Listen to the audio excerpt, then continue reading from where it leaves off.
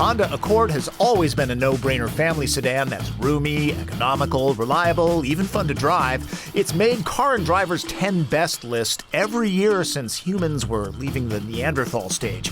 But really, has it been resting on its laurels for the past few years?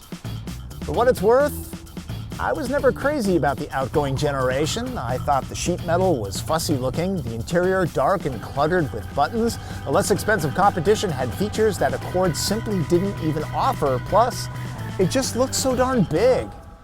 Meet Generation 9. It's taking care of most of that. This is the top-line touring model going for $34,220 with destination. Slightly smaller on the outside, a tiny bit bigger inside, Accord is hoping to recapture the glory years. Competitors, though, have become very, very good.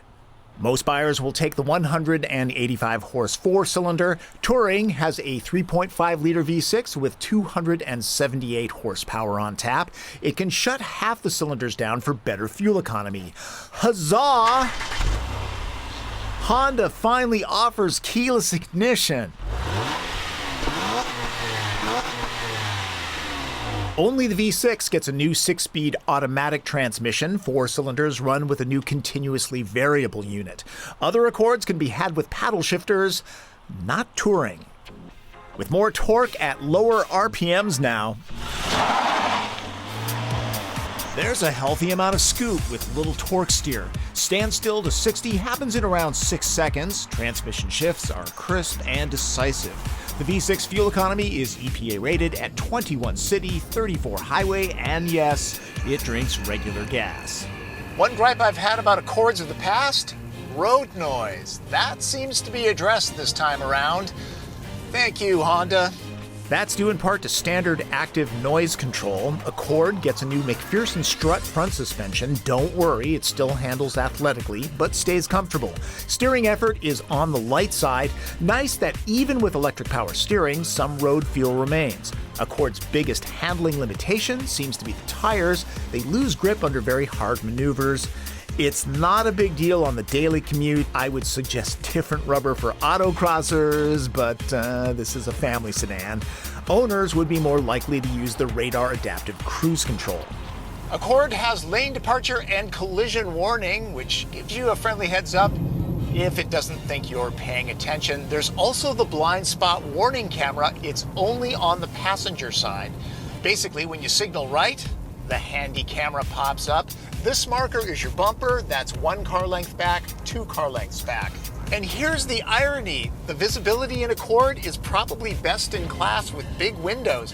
If you just checked your blind spot, you wouldn't really need that camera. FYI, it can be turned off. Let's talk about design. Generation 9 gets its mojo back. Conservatively handsome, the front and the rear now seem to be designed by the same team as the side. That's good to see.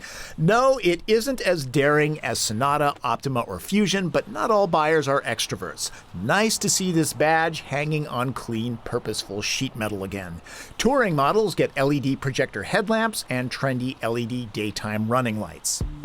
Honda has listened to the complaints of owners and auto writers about the hundreds of identical buttons. Dozens, it seems. In other words, they've cleaned up the instrument panel. Now there are 2 screens. One, a 6-inch touch unit, takes care of the sound system, among other functions. Yes, you can use the familiar Honda knob to program the Navi system, but inputting addresses like this is tedious. It's much easier to use the touchpad. Some will like this setup, others won't. Like any other user interface, spend time before buying so you understand what you'll be living with.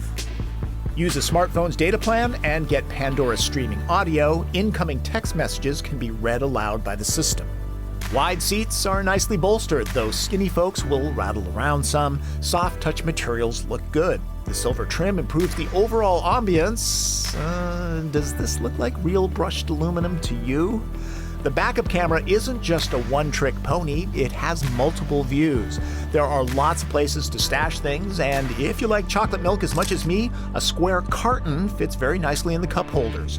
I prefer the radio's power button on the volume knob instead of up here. Well, why aren't you in the back seat? Some people think I block their view when I'm sitting there. You look like you have put on a little weight. I don't get paid enough for this. Let's just check out the back seat. Like the outgoing model, there's plenty of room. I'm just coming in for a second. See, lots of room. I'll get out of your way now. There's storage in the door, mat pockets on both seats. It's spacious back here, and a nice flat floor lets three get comfortable. Unfortunately, friends can't charge electronics. There's no power port. Overall, though, the carpool regulars will love it. You know, it might help if you run a little bit, burn some calories. You got those Nikes. Come on, get out there. Look, I don't want to get them dirty. They're new. There are a few things Accord still doesn't offer: cooled seats up front, heated seats for the back, no panoramic sunroof either. It does offer great protection though, advanced airbags, and a top score in the IIHS's new narrow offset crash test will help keep your family safe. If you wonder why I use this stuff week after week to test the trunk, 2 words for you: practicality and consistency, and humor. Okay, that's 3 words. They're the dimensions of an average size suitcase, and they've been this size for years. The trunk is well trimmed, even the lid, which gets a grab handle. A space-saver tire is nice to have, same with bag hooks.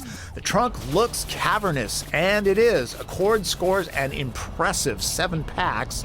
Just watch these arms, they can scrunch stuff. And yes, the seat back folds flat, but I'm digging it because it doesn't split. A base Accord with a 6-speed manual transmission starts at around $22,500, and that's with Bluetooth, iPod integration, backup cam, and alloy wheels.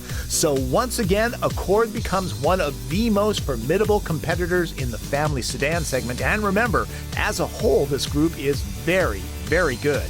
So buyers, roll up your sleeves and do a lot of research and comparison.